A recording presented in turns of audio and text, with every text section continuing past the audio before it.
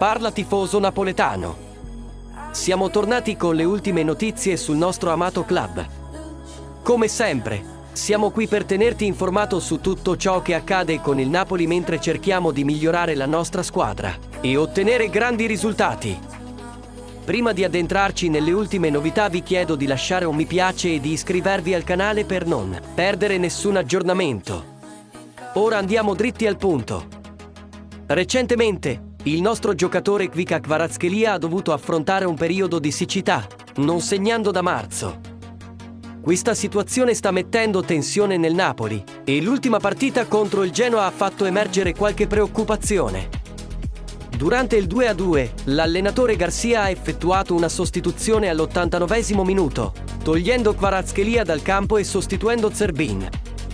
Questa decisione ha sorpreso molti, e ciò che ha attirato ancora più attenzione è stata la comparsa dello stesso Kvaratskhelia. Si rivolse alla panchina e interrogò l'allenatore, chiedendogli: «Cosa stai facendo?» «Ma perché?» Garcia ha scelto di non commentare l'accaduto nel post partita, preferendo evidenziare i meriti di Zerbin. Tuttavia, questo episodio ha segnato il primo segno di insofferenza da parte del georgiano, che fino ad allora non aveva mostrato alcun comportamento inappropriato durante il suo anno al club. È importante ricordare che le tensioni possono sorgere in qualsiasi squadra sportiva. E il Napoli non fa eccezione. Come tifosi appassionati, siamo sempre ansiosi di vedere la nostra squadra brillare e situazioni come questa possono accadere. La cosa più importante è che tutti, sia giocatori che allenatori, rimangano concentrati sul nostro obiettivo di successo. Ora, mi piacerebbe sentire la tua opinione su questa situazione.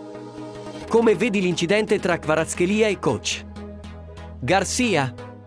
Penso che questo possa influenzare le prestazioni della squadra? Condividi i tuoi pensieri nei commenti qui sotto.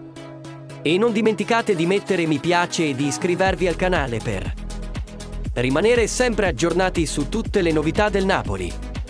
Alla prossima, fan fedeli! Forza Napoli sempre!